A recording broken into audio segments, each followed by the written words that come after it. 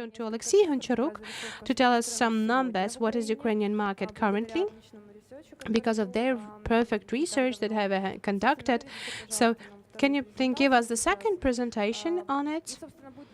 And we will see later that the topic is very relevant currently. We're speaking about very good general flow, and Olexiy will tell us what are the problems that we have to resolve now. Thank you, Kate. Good day, dear colleagues. First of all, I am the advisor of the Vice Prime Minister, is responsible for the economical bloc in the government. I am the head of the big think tank that works with the Ministry of Economical Development, first of all, and with other governmental institutions in order to find that. And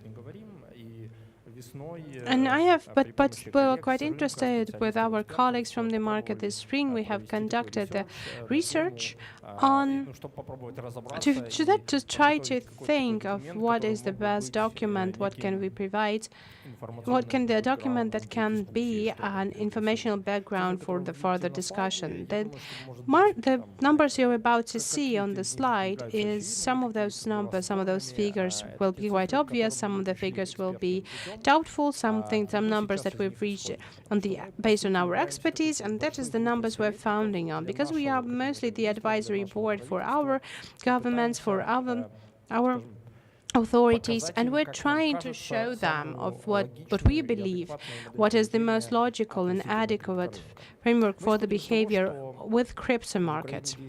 So we're being based on that we have 3 cryptocurrency markets. You can see all of these titles, or you can see that on the slide. You can see the overall scale of the trades. We have more than $100 million of the scale of mining a day, if you understand.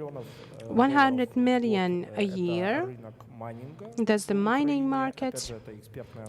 Once again, this is our expert evaluation. Of course, we don't have any official data in this case, but this is the benchmark that we're starting off. We also assess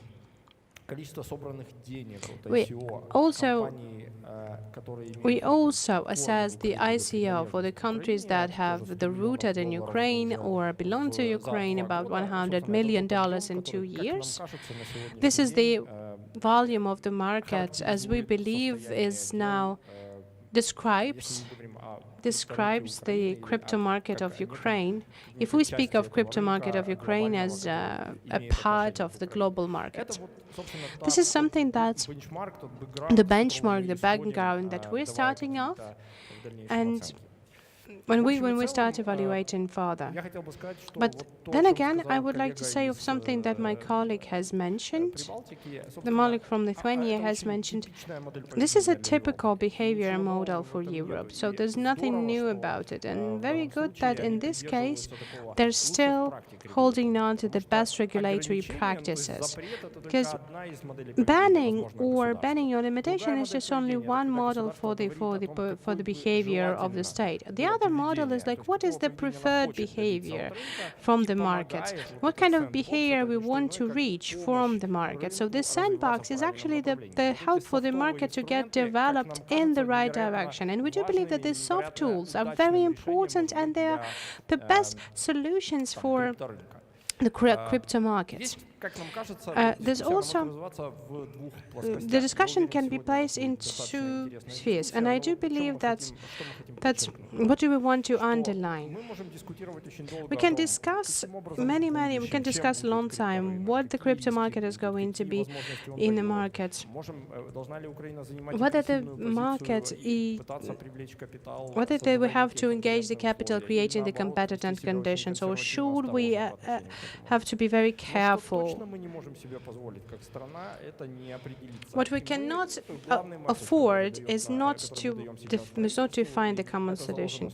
So we just have to, again, we have started it in the project of the concept of the legislation to evaluate of what is going to be, what will we have now. We do believe that it is very important just to take a look at the reaction of the market on this evaluation, because currently the biggest problem that we see in the positioning ceiling or in the relationship between the Ukrainian state and the crypto market is the uncertainty and undecidedness. How can I change the slide?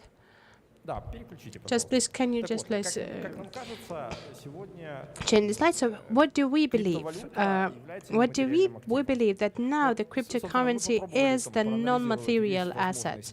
So we try to analyze all of the possible specters, out of the all of these specters and everything that can be assigned to the cryptocurrency. So what we have understood that non-material asset is something that actually describes cryptocurrency in the best way. So what do we believe? We believe that if the state will clearly define, clearly decide upon the positioning of the crypto market as a market for the non-material assets, then what we will receive? We will actually get these 5 main characteristics, or let us say 5 main consequences, or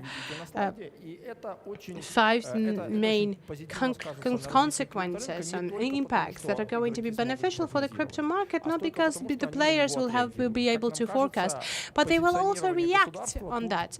And we do believe that the governmental positioning can also have this function of discovery. So we can try to make a step forward to the market, and we will see what kind of response we will get. And this response from the market, as we believe it, can be very valuable for the further planning and development of the regulation for this market in the future.